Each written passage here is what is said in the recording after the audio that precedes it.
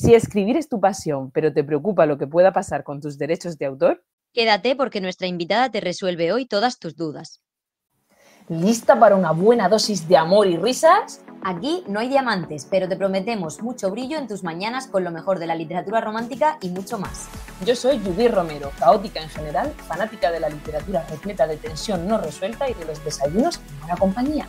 Y yo, Alba Cayuelas, Tauro, adolescente americana en otra vida, cazadora de ratas y amante de los mejores clichés. Ambas somos escritoras de romántica y fantasía. Y dos de las fundadoras de Murcia Romántica. Libros, café o matcha, dulces y nosotras, tus compañeras perfectas para desayunar con una buena dosis de amor. Prepárate, que aquí comienza Desayuno con Romance. Muy buenos días de viernes. Esta semana venimos súper emocionadas e ilusionadas porque este finde Judy y yo nos vamos al Terramur, que es ya la tercera edición del primer Festival de Literatura Fantástica de Murcia, organizado por Droids and Druids. Seguro que te lo puedes imaginar, pero nosotras te lo confirmamos de primera mano lo que cuesta que haya eventos culturales y sobre todo de literatura en una ciudad, sobre todo en esta ciudad, pero bueno, ese es otro tema, ¿no? Y por eso es tan importante que los promovamos y que acudamos a este tipo de eventos cuando se celebran cerca de nosotros para que se puedan seguir celebrando. ¿Tiene ganas de Terramur, Judy? Pues tengo muchísimas ganas porque el programa tiene una pinta estupenda. Yo os invito a que lo miréis en la web de Terramur porque es súper chulo. Nosotros estaremos en la mesa de Romantasy y Criaturas el sábado a las 12. Por si os queréis pasar, ¿vale? Estaremos en el Centro Cultural Puestas de Castilla, como ha dicho Alba, y nos encantará veros por ahí, a los que estéis por Murcia o alrededores. Además, el equipo que hay detrás de este congreso está especializado en el género y se nota el buen gusto con el que organizan todas las mesas redondas, todos los talleres. Me he copiado aquí algunos talleres para que apreciéis lo poco habituales que son, ¿vale? Hay taller de inspiración desde viajes, de narrativa interactiva, historia y retrofuturismo, atención, súper interesante. Taller sobre empezar a introducir amor en tus historias, una pasada. Como ves, Judy también es una friki del aprendizaje. Todo lo bueno se pega, ¿qué podemos decir? Y bueno, dejando a un lado los anuncios, decirte que teníamos muchas ganas de hablar con nuestra invitada de hoy porque vamos a tratar un tema que nunca hemos explorado en Desayuno con Romance y que suele preocupar mucho a los autores, ¿no? Tanto a los que empiezan como a los que ya llevan un tiempo en el mundo literario. Así que hoy nos acompaña Beatriz Gant. Bienvenida, Beatriz. Hola, buenos días. Muchas gracias por la invitación.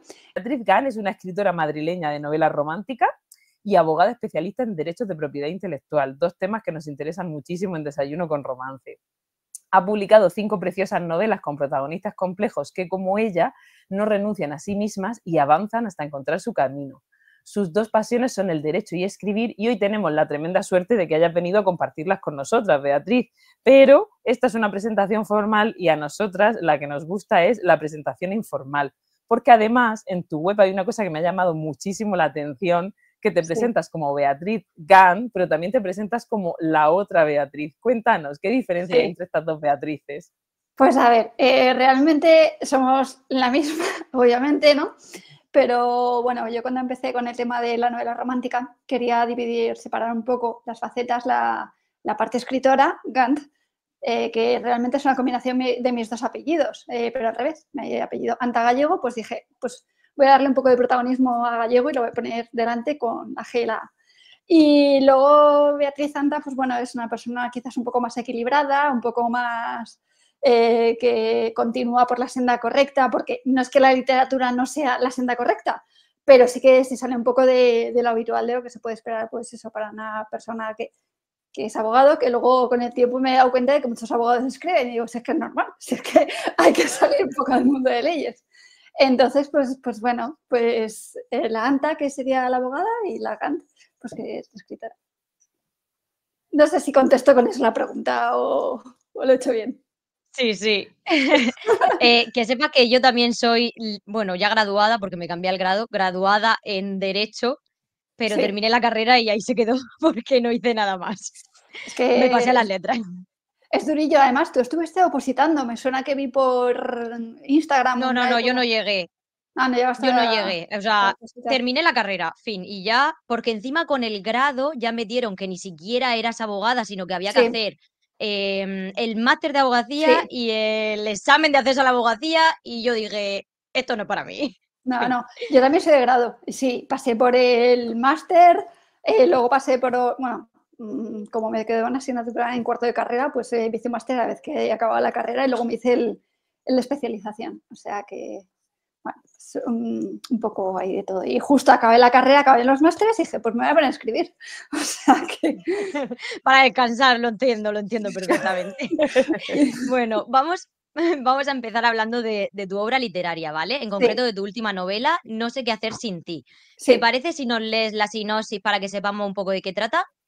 Vale, pues os cuento. La cuenta Fabi, que Fabi es la protagonista. Dice, hola, soy Fabi. Soy la heredera de una bodega y la chica de las teorías, según dicen. Y aquí una que tengo. Cuando las cosas empiezan a ir mal, pueden ir a mucho peor. Hace unos meses, mi novio me confesó que me había puesto los cuernos. Y desde entonces, el caldo de mi vida no parece más que agriarse.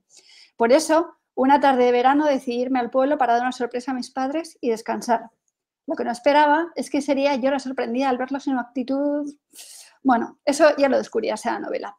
Ella, cuando creía que las cosas no podían ir a peor, aparece Jano, una especie de Indiana Jones de esta radio, de extra radio, que parece que se ha propuesto alterar cada milímetro de la escasa calma que me quedaba en mi vida. Y es que todo el mundo se ha vuelto loco. Pues sí, se ha vuelto todo el mundo loco. Y esta es la novela, no sé qué hace sin ti. La sinopsis. Tiene súper buena pinta. Gracias. Cuéntanos un poco más de Fabi, la protagonista, porque sabemos que te gusta hacer personajes femeninos complejos. ¿Cómo surge esta protagonista y qué tipo de persona es? A ver, ¿cómo surge? Bueno, he de decir que las primeras páginas vienen, o sea, realmente no es Fabi, soy yo, que había discutido con mis padres, entonces empiezo yo muy fuerte porque digo, o discuto con mis padres o escribo y me dio por escribir. Y Fabi es una chica que está en un momento de su vida bastante perdida. O sea, el que le haya puesto los cuernos su novio la tiene muy anclada en ese punto del pasado, le ha perdonado, pero en el fondo no le ha perdonado, entonces como que vive hacia adelante. O sea, tiene la directa puesta y dice, bueno, pues se supone que tengo que perdonarle, le perdono. Anteriormente, me encanta el vino, mis padres tienen una bodega, pero es que no, es que tengo que estudiar la carrera, me han dicho que estudiar la carrera, pues estudiar la carrera. Entonces es una chica que se ha cansado de seguir por la senda correcta y nota que su vida ha perdido todo el sentido, o sea, no se encuentra a gusto, pero está estática. Y bueno, sucede algo que le hace cambiar el chip y justo en el peor momento de su vida, porque está ahí con una resaca de mil demonios, conoce a Jano y bueno, Jano ya es lo que necesitaba para que saltase todo por los aires. Así que, y bueno, pues ahí van evolucionando los personajes. Jano también trae una historia bastante dura detrás y bueno, va un poco de eso la novela. A mí me llama muchísimo la atención cómo calificas en la sinopsis a Jano, ¿no? Como un Indiana Jones de extra radio. O sea, eso me ha llamado mucho la atención. Y yo te quería preguntar, ¿qué hace Jano en el pueblo? ¿Él siempre ha vivido allí? ¿Va por allí de paso? Cuéntanos un poco. No, ellos se conocen en Madrid. Se conoce en el canal de televisión en el que trabaja Fabi. Y bueno, es porque él ha venido a hablar con el jefe de Fabi, porque Jano lleva media vida por el mundo de corresponsal de guerra. Entonces, ha sucedido algo en su vida que le hace volver a Madrid y por eso se conocen, pues eso, en el canal. Se conocen allí.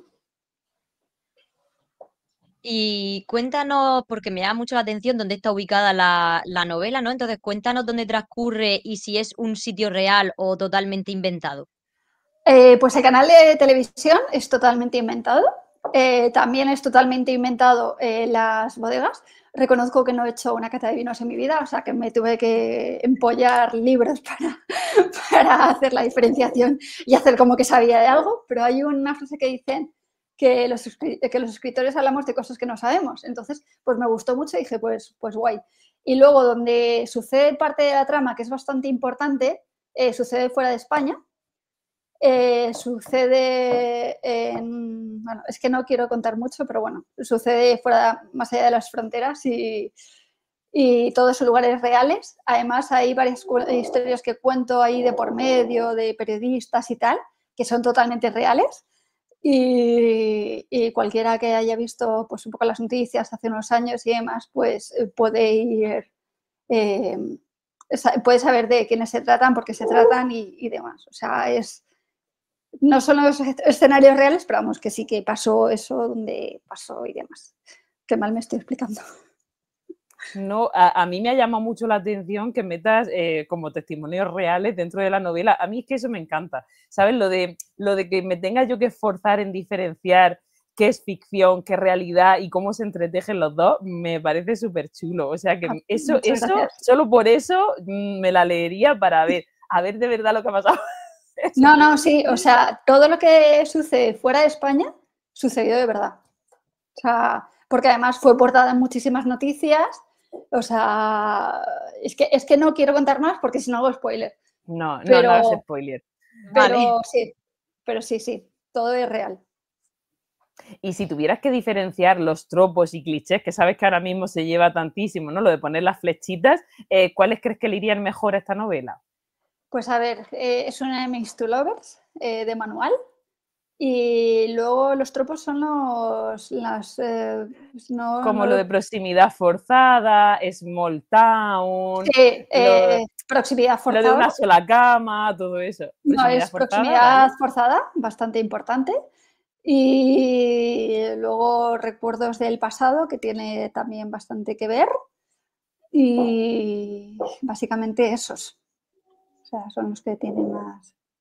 Muy bien, dos buenos ingredientes. Amor, también amor en el trabajo, porque se conocen en el canal de televisión. O sea, no es jefe empleada, porque no me parecía y no quería, pero bueno, sí, son historias en el trabajo que suceden.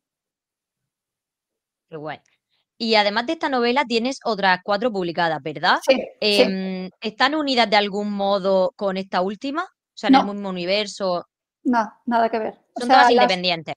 Las dos primeras son biología porque el protagonista de la segunda novela sale en la primera en la primera novela sale el protagonista de la segunda, pero sale como secundario. Y en la segunda novela, el protagonista de la primera sale como secundario. Y con la tercera y cuarta pasa lo mismo. Son historias distintas entre ellas. La primera biología, pues sí que es romántica con un poquito de temas sociales y demás. La tercera y cuarta, o sea, la de Sigue mi intuición, romántica, pues eso, un poco más al uso, sin grandes dramas, o sea, es un poco, pues eso, más historia romántica clásica, sin grandes dramas y, pues eso, más de desconectar.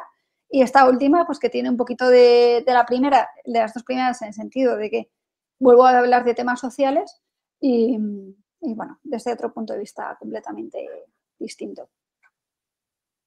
Y si entre nuestros oyentes hay lectoras que aún no conocen tu pluma, ¿por cuál de tus novelas les recomendarías empezar? Pues a ver, pues depende del momento en el que estén. O sea, si les apetece algo menos denso y demás, pues por la tercera y la cuarta. Si les apetece una historia pues que sea única, que empiecen y ya terminen, pues la última. Si les apetece más un tipo de biología, pues la primera y la segunda con un poquito más de, pues eso, de temas sociales y demás, la primera y la segunda. He de decir que John, que es el protagonista de la primera novela, ha gustado muchísimo. Todavía hoy me dicen, jolín, es que John, es que tal, y yo, sí, pero son todos mis chicos y todos me encantan y bueno, quizás como protagonista Jano tiene para mí algo especial, sobre todo porque no es un protagonista al uso, o sea, él no es que traiga solo heridas del pasado, sino que además pues tiene otro tipo de heridas que no es habitual en los protagonistas de novela romántica ni de hace más años ni ahora. O sea, por eso que bueno, que yo creo que puede gustar. O sea, wow, según el momento vital. Sí. Y el hecho de que sea corresponsal de guerra a mí también me gusta un montón, porque claro, eso llevará un montón de experiencias que a ver qué ha hecho con todo eso. Efectivamente.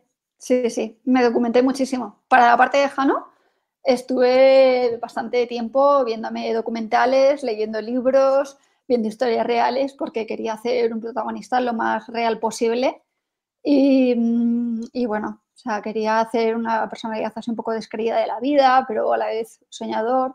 Quería que fuera, pues eso, el modelo de de corresponsal, como te puedes encontrar en la tele, y que realmente lo conocieras y vieras pues, cómo es. O sea, intento que los personajes sean bastante realistas y Jano yo creo que es uno de los más realistas de los que tengo. O sea, esa es mi... Vamos, voy por ahí. Qué bien. Y ahora nos gustaría pasar a tu otra gran pasión, ¿vale? Sí. Que además es también, yo creo que bastante desconocida, ¿no? En el mundo de la literatura, porque a todos nos dicen cuando terminamos nuestro manuscrito, tienes que escribirlo en la propiedad intelectual, pero no sé, como que no se ahonda realmente en el tema. Nos interesa mucho hablar contigo de esto. Tú comentas en tu web y también nos has dicho ahora que el derecho es un tema que te apasiona. Sí. Y lo primero que nos planteamos cuando un escritor termina su obra, ¿vale? O incluso cuando la está escribiendo, Sí. ¿cuáles son los derechos fundamentales que ese escritor, por haberla escrito, tiene sobre ella? A ver, pues ya solo por el hecho de ser escritora, o sea, de escribir una novela, tú ya tienes el derecho a que nadie te puede copiar la obra. O sea, tú eres titular de esos derechos. ¿Cuál es el problema de no registrar una obra, una novela? Es que no queda registro de que la obra efectivamente te pertenece a ti. Entonces, para mí es fundamental, según acabas la novela, ir al registro y registrarla. Son 14 euros y además hablo del registro de la propiedad intelectual y no de otros registros privados, porque el registro de la propiedad intelectual da esa presunción de veracidad que no te da otro registro privado. Entonces, para mí es fundamental, fundamental, fundamental, fundamental registrarla.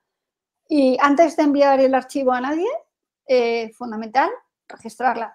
Sé que la web no es la más sencilla posible, pero es que hay que hacerlo. Es que hay que hacerlo porque además, por propia experiencia, cuando estaba escribiendo la primera novela, hubo una persona que me pidió la novela y no la había terminado. Y fue como, ostras, no la voy a enviar. O sea, tuve la intuición de decir, qué bien que me quiere ayudar, pero ¿y si se la envío y resulta que realmente lo que quiere es copiarla?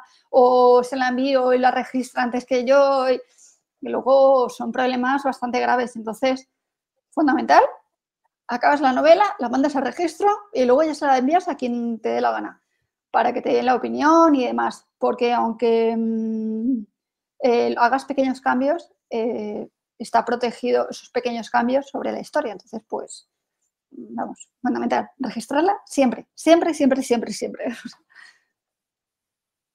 Y en el caso de que no hayamos registrado la obra y suceda algo, ¿hay forma de demostrar esa autoría? O sea, ¿cómo se podría demostrar que sí que es nuestra? ¿Hay alguna manera? A ver, pues la manera que tenemos de escribir siempre deja un pequeño rastro. O sea, nosotras tres somos escritoras y nuestra forma de escribir es muy diferente entre sí.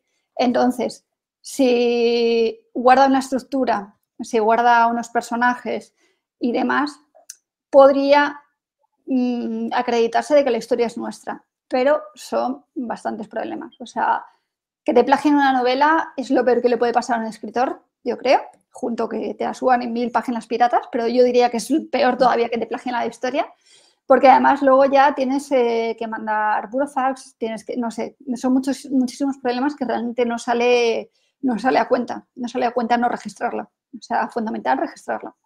Y perdón que lo diré muchas veces, pero es que sí, o sea, básico.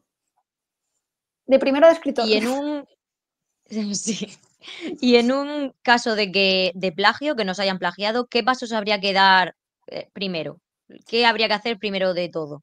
Pues lo primero, intentar hablar con la otra persona, decir que a ver qué ha pasado, intentar ir por las buenas. Porque, a ver, si te han plagiado la novela y no la has registrado, es muy complicado demostrarlo. Es muy complicado. Entonces, lo mejor es ir siempre de buenas y si no, pues acudir a WhatsApp que puedas tener que le has enviado con la historia y decir, oye, se puede utilizar distintos métodos, pero se complica todo bastante. O sea, siempre ir por las buenas y si no, pues utilizar los mecanismos legales, pues enviar un burofax para que retire esa historia de internet, de donde la tenga.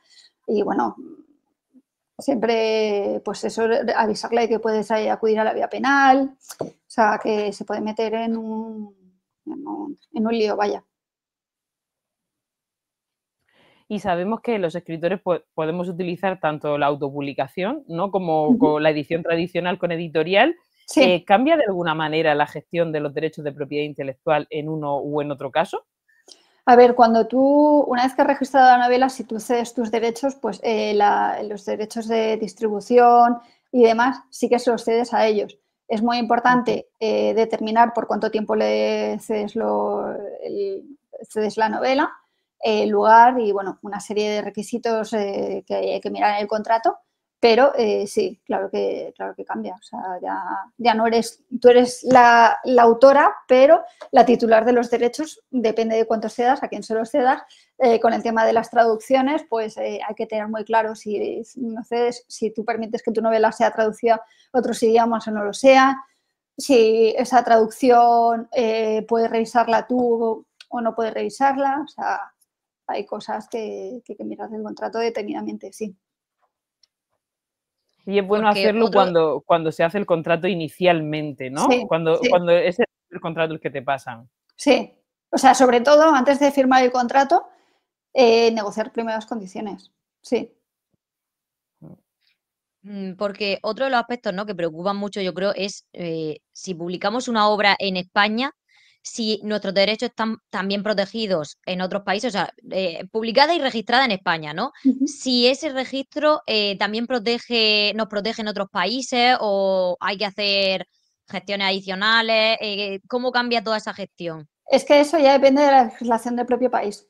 Ya es muy complicado. A ver, si tú tienes registrada la novela en España, que alguien, por ejemplo, me voy a inventar, no voy a decir ninguno de habla hispana porque no quiero que nadie se enfade, pero si alguien en China te copia la novela, pues claro, si no has registrado en China, pues ¿cómo vas a demostrar que la historia es tuya? Hombre, sí, tendrás un certificado del registro público español, el que diga que esa novela está registrada con fecha tal, pero ya hay por medio tratados, convenios, se complica bastante. Pero vamos, es que el derecho es así, o sea.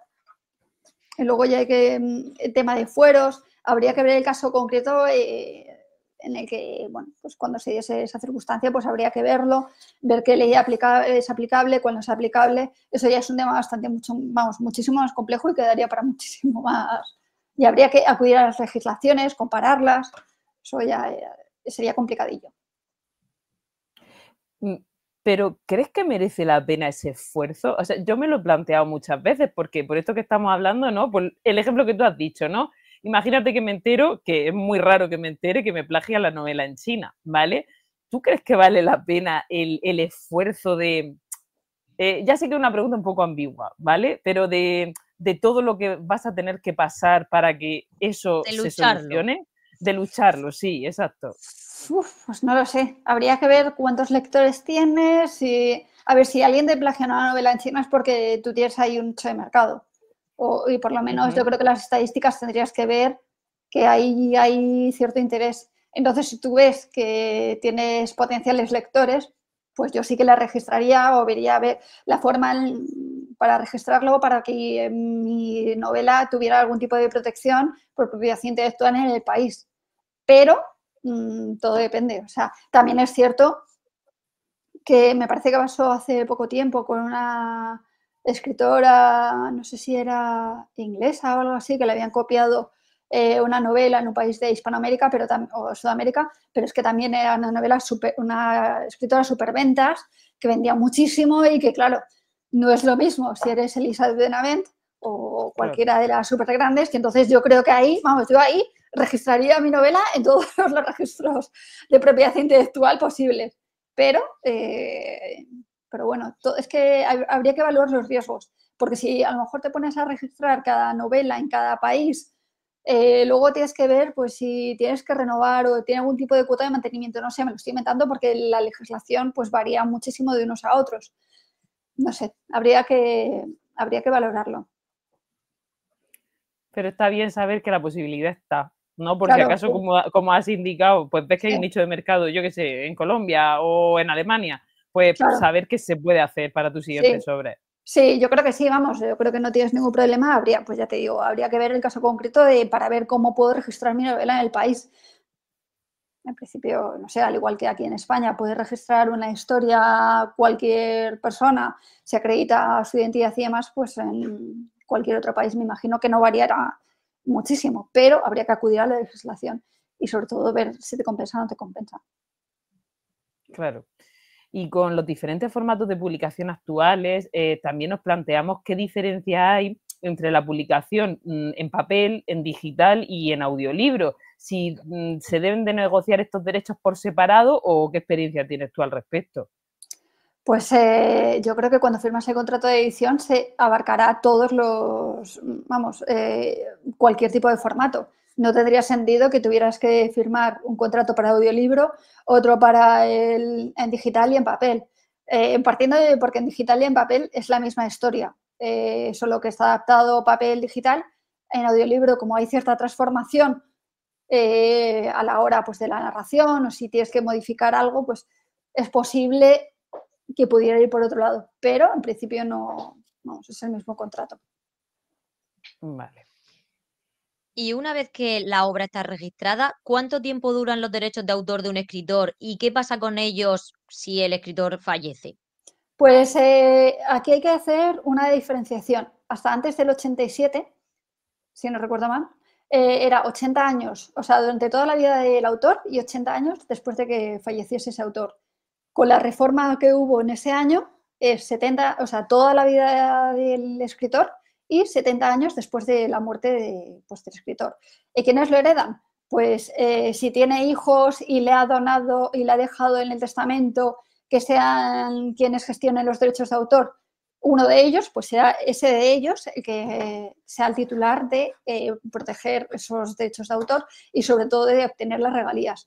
Porque el derecho de paternidad, por ejemplo, eso nadie se lo puede quitar al autor, eso es perpetuo para siempre. Entonces, hay ciertos derechos que son para siempre y hay ciertos derechos pues que a los 70 años, después de que fallezca el autor, dejan de generar regalías. Otra cosa es que, por ejemplo, el Lazarillo de Tormes, que está más que fallecido su autor, si llega a la editorial y hace una nueva edición del libro, pues ahí ya vuelven a tener derechos de autor la editorial que lo haga, pero sobre la versión.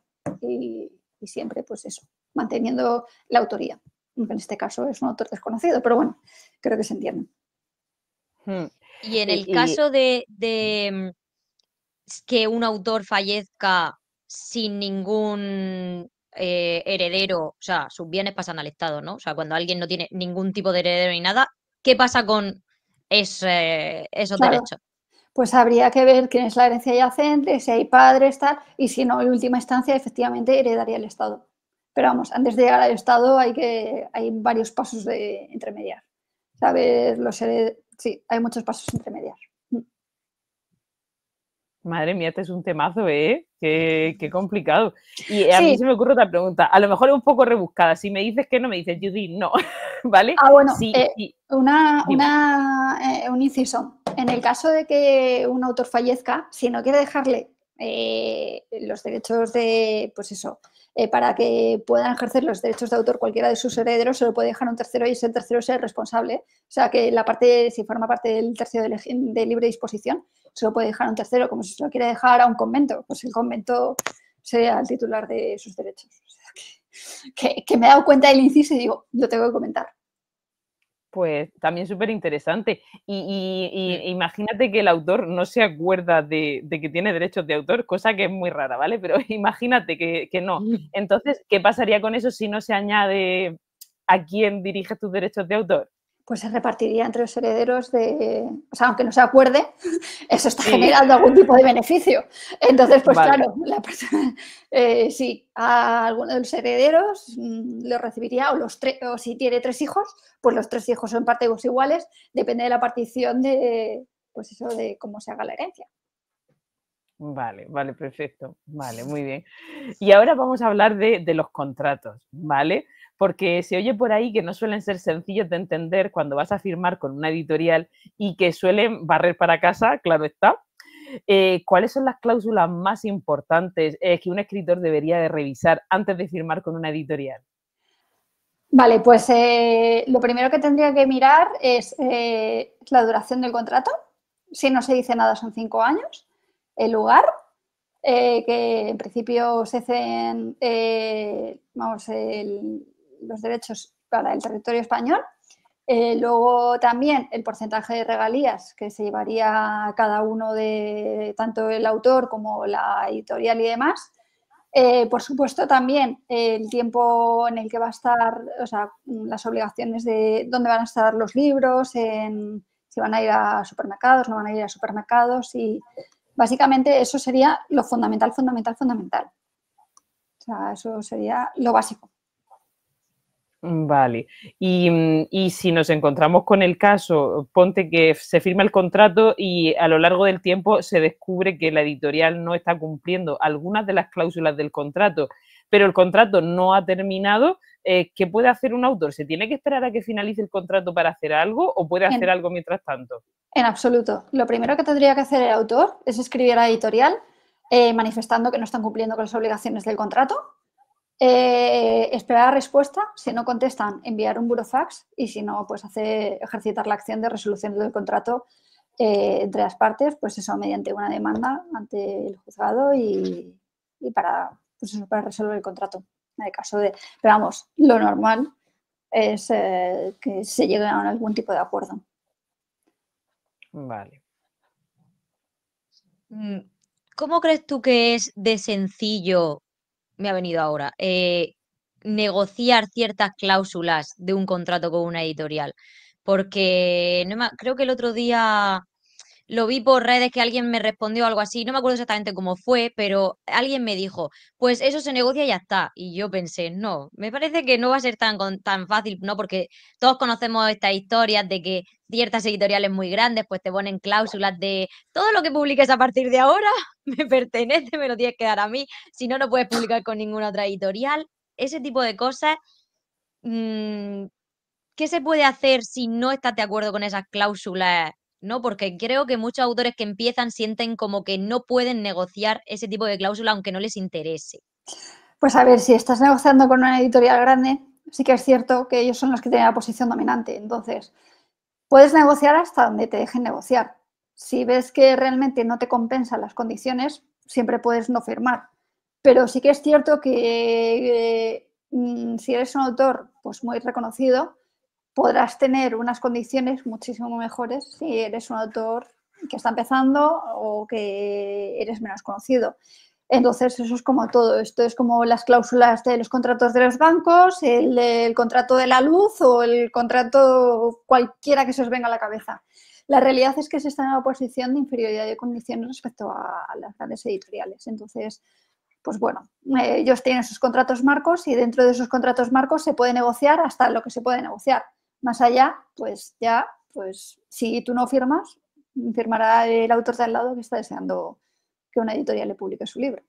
O sea, que es complicado. Exacto. Claro.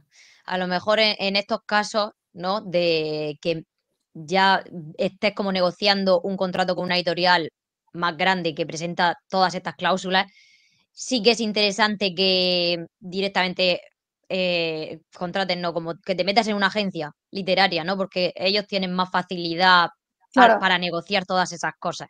eso es. Y sobre todo porque tu agente literario, ya que lo estás pagando tú, pues realmente, aunque pone en contacto a los escritores y a las editoriales, sí que se puede mover un poco mejor por ese mundo editorial y decir, pues mira, mejor hazlo con esta otra o mira, sí, esto es muy leonino, pero estate X tiempo, consigue buen nombre, que te conozcan otros lectores y cuando puedas das el salto a otra editorial, autopublicas o te vas a otro lado, haces cualquier otra cosa o intentar renegociar de nuevo con ellos a ver si pueden mejorarte las condiciones.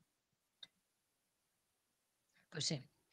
Y yo tengo una pregunta que he estado pensando estas últimas semanas porque ha salido la noticia de que se iban a publicar unos fanfics del universo de Harry Potter donde Sí. los protagonistas eran Draco y Hermione, que yo no los conocía hasta que ha salido esta noticia. Y claro, yo me pregunto, o sea, esto, ¿cómo se puede publicar por una editorial esto cuando en realidad los derechos son de la autora? O Pues a sea, ver, entiendo que ¿qué hay de legal? A ver, Claro.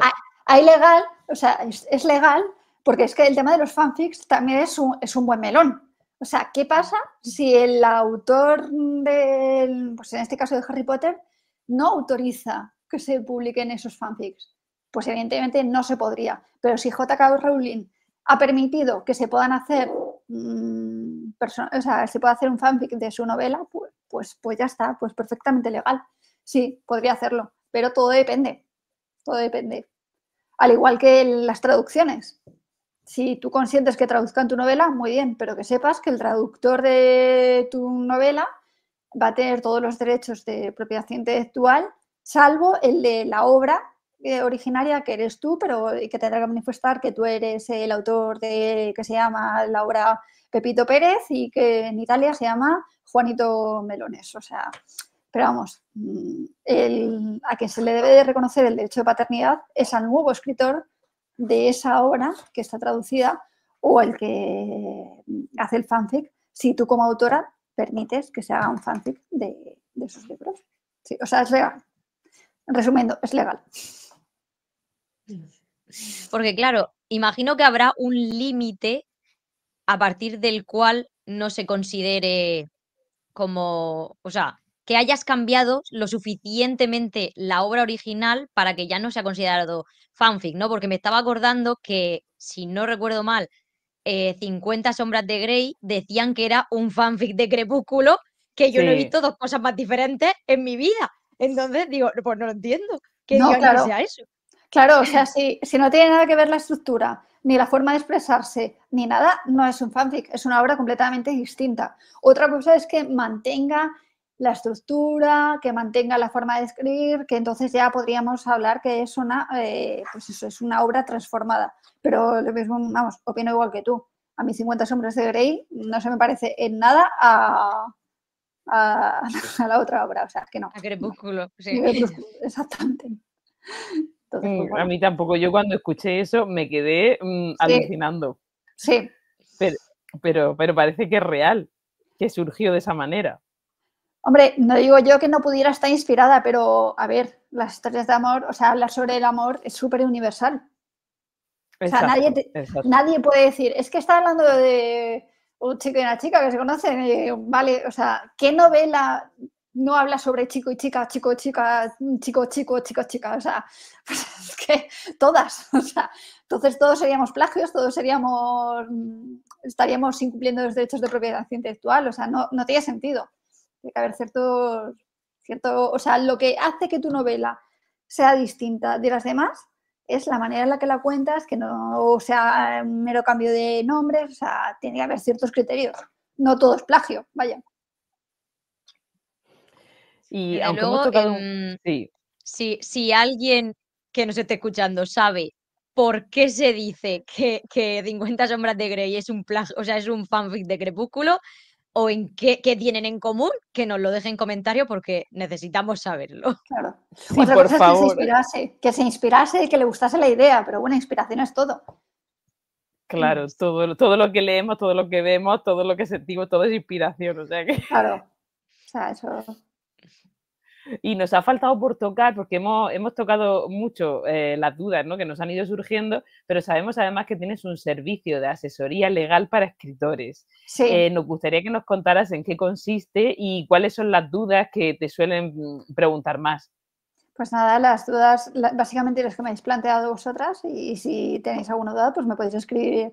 Quien tenga una duda me puede escribir por Instagram o por la web y lo hablamos y ya está, y la solucionamos. O sea, no hay ningún tipo de problema. Me plantean la cuestión y luego pues resolvemos la duda jurídica que tengan.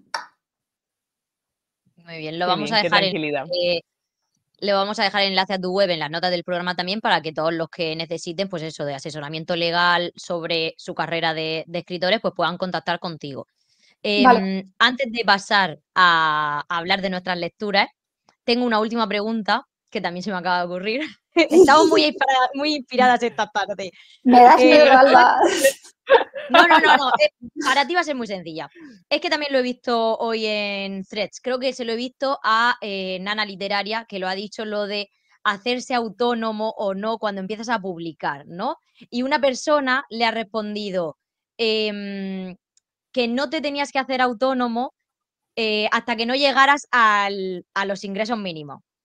Pero Es que yo creo que eso no es así, a ¿no? ver, Muchas veces dice... es ese gran melón. O sea, ese gran melón del tema de los autores, porque hay resoluciones de la agencia tributaria, si no recuerdo mal, tanto en un sentido como en otro. O sea, si no llegas al salario mínimo interprofesional, pues en teoría que hasta, o sea, ¿por qué te vas a dar de alta? Pero claro, es una actividad económica. O sea, no puedes no darte de alta. Entonces, el problema de los autores es que se está ahí un poco en la zona gris de la ley. Como consejo, como no vas a tener ningún tipo de problema en Hacienda, es darte siempre de alta. Yo creo que si ya estás dado de alta como algún otro concepto en autónomos, pues yo que sé, porque te dediques a otra actividad profesional, estaría muy bien que te dieses también de alta en epígrafe de autores, escritores y edición. Pero sí que es cierto que es una zona gris que no queda claro. No, o sea, mi consejo es darte de alta. O sea, sí. Es como seguro no vas a tener ningún tipo de problema. Pero sí que es cierto que hay una resolución por allí que dice que, bueno, que si no llevas el salario mínimo interprofesional, que no estás obligado, pero por si acaso, con Hacienda es mejor llevarlo todo claro. El problema está, o sea, porque yo tengo entendido que no, que tienes que darte alta siempre que tengas ingresos regulares, Efectivamente. pero claro, ingresos regulares puede ser 1 euro al mes. Exacto. Y la cuota de autónomos es mucho más alta. Entonces, si Mucho te vas más. a ir a pagar, pues es que, claro, es un problema. Es un problema. Bueno, lo dejamos así porque, como tú has dicho, es un buen melón y hay opiniones para todo y Sí. al final cada uno que haga lo mejor que pueda y no lo que sea porque es muy Sí. complicado en este país ser autónomo y ser escritor. No, o sea, Y, creo que y no hay cosas vivir. más difíciles. Y vivir Y de vivir. ello. Bueno, ya vivir ya es nivel máster. O sea, ya eso todavía más. Bueno, hemos llegado al momento de comentar lo que estamos leyendo. Yo hace unos días acabé por fin Pétalos de papel de Iria y Selene. Madre mía, qué bonito, qué bonito. Judy, te lo tienes que leer. O sea, Me lo voy a cuando leer, me lo el voy a sábado leer. te lo llevo, el sábado te lo llevo el libro. Venga. Es que me ha sorprendido muchísimo porque, bueno, iba sin pretensiones de ningún tipo porque no me había parado, o sea, no dice mucho no tiene sinopsis realmente, porque por detrás solo lleva la frase esa de lo primero que tienes que saber es que esta historia la voy a olvidar, ¿no? Solo dice eso. Y no Ah, me había parado a leer reseñas de otros lectores por redes ni nada, ¿no? Iba un poco, o sea, sabía someramente de qué iba, pero no sabía exactamente qué iba a pasar. Y sí que es verdad que he tardado mucho más en leerlo de lo que es habitual en mí, y yo, eso que leo lento, pero porque es un libro muy reflexivo, con mucho diálogo interno, tiene mucha narración, mucho más que diálogo y acción, que es normalmente lo que yo más suelo leer, ¿no? Em, pero es que tiene que ser así. O sea, además, el narrador en segunda persona, maravilloso, maravilloso. O sea, me ha encantado a todos los niveles. Los personajes, la historia, la trama circular, todo. O sea que apuntároslo. me la Este hay que apunto. leerse. Apuntado. Y además lo he acabado justo para empezar con el reto lector de febrero, que ya es difícil, ¿no? Es leer un libro que lleve años en mi lista de pendientes. Y he elegido, creo que era El teorema de Júpiter, de Elena Castillo Castro, que es el libro que, según mis cálculos, lleva más tiempo en mi estantería. 6 años he calculado que lleva, o sea que Ostras. se lo merece. Y como justo esta semana Elena ha anunciado que, bueno, la publicación de su nuevo libro, que es La chica de Woodstock, que sale con Crossbook en abril, pues he dicho, ya está, esta es la mía. Y además es que los libros de Elena, yo los tengo todos, pero de los 5 me falta por leer 2, el del Teorema de Júpiter y el de Cartas a Lara, que fue el premio Titania.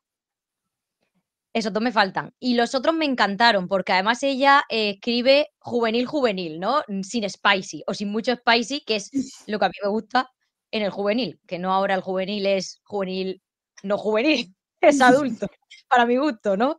Entonces, tengo muchas ganas de leerlo que ya era su momento. ¿Qué estás leyendo tú, Beatriz? Pues terminé hace poquito una lectura y ahora mismo estoy con El misterioso caso del impostor del Titanic. Es novela negra, me gusta muchísimo. Lo estoy escuchando en audiolibro. Leer, como tengo un niño de 15 meses, voy leyendo a trompicones. La semana pasada creo que me terminé uno, no me acuerdo exactamente el título porque es que yo leo los libros y los borro de mi base de datos.